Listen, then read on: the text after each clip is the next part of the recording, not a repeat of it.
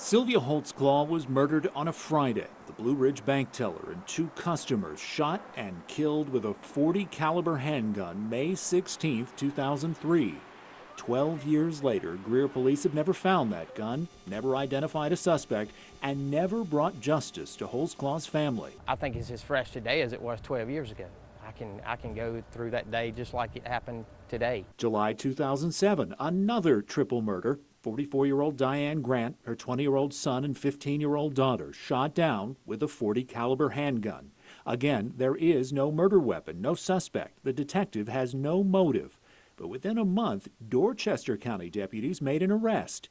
Anthony Sanders is now serving life without parole. A case cracked because Dorchester deputies were willing to use an investigative tool that upstate officers appear to have ignored. This is our shooting tank. At the Charleston County Sheriff's Office, Deputy Brian Sommerfelt and retired Detective James Perkins are testing crime guns. This is a Springfield, 9mm. Every time weapons like this one are seized from killers and drug dealers by Low Country police, the gun is test-fired. Fire. The casings collected and then uploaded into a nationwide database called NIBIN, National Integrated Ballistic Information Network.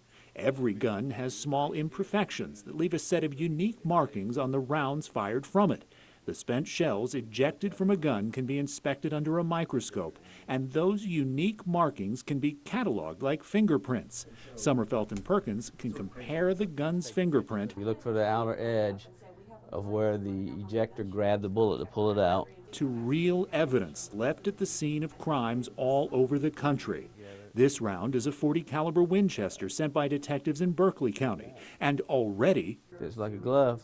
This technology is the only reason triple murderer Anthony Sanders is behind bars. And here's how they did it. 8 years ago, the business behind me was a bar, and one night the bouncer called deputies saying he recognized a man firing 8 shots into the air. Deputies responded and put those casings into NIBIN. Those North Charleston casings were a perfect match for the .40 caliber rounds left at the Dorchester triple murder. Upstate police forces have the same access to the same ballistic information.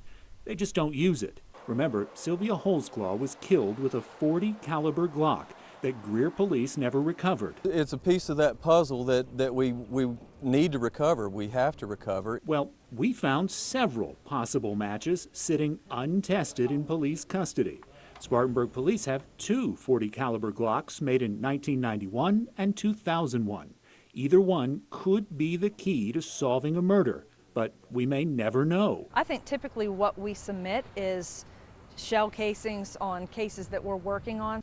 By testing only a small number of crime guns specific to individual cases, upstate police stripped NIBIN of its greatest feature, the ability to compare across borders over long periods of time. It's possible that there's another upstate police agency where they've taken one of your murder weapons off the street and they've got it in an evidence locker right now, but we'll never know it's there.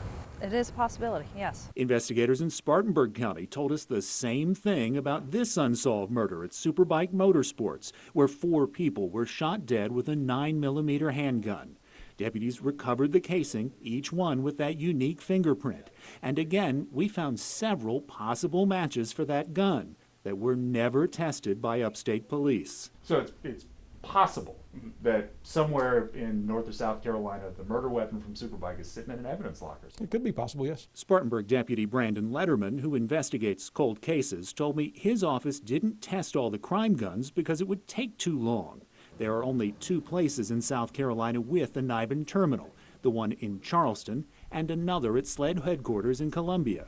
Letterman says SLED is so backed up, there's no way to enter all his department's evidence. There used to be a NIBIN terminal right here at the Greenville County Law Enforcement Center, but the ATF took it out in 2009.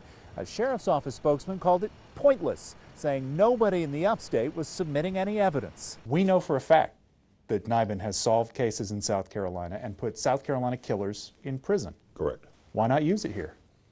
Well, we had it. It was first put in use with the sheriff's office in 2001. It was taken out of use in June of 2009 by ATF because It was very expensive to operate. We're looking at around $10,000 a year. Sheriff Steve Loftus told us Niben wasn't worth $10,000 in federal money because upstate agencies didn't use it.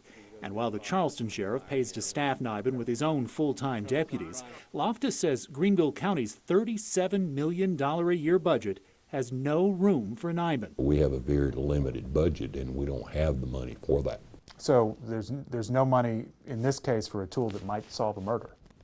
In this case, as expensive as it is, no, sir. In the last 2 years, the Greenville County Sheriff's Office has had 55 murders. Loftus told us his deputies have cleared 50 of them and are close to solving another. In that time, his office did not submit a single piece of evidence to Niben. Loftus told us his investigators are doing just fine without it. What if Niben is the key that solves one of 4 unsolved homicides? Like I said, that would be strictly a guess on my on my side, and I don't like to guess. I like to be sure. Well, I guess that's what I'm getting at. Wouldn't you be sure if you were testing the guns? I mean, that's how you would be sure. But we don't have that capability anymore, so we can't be sure.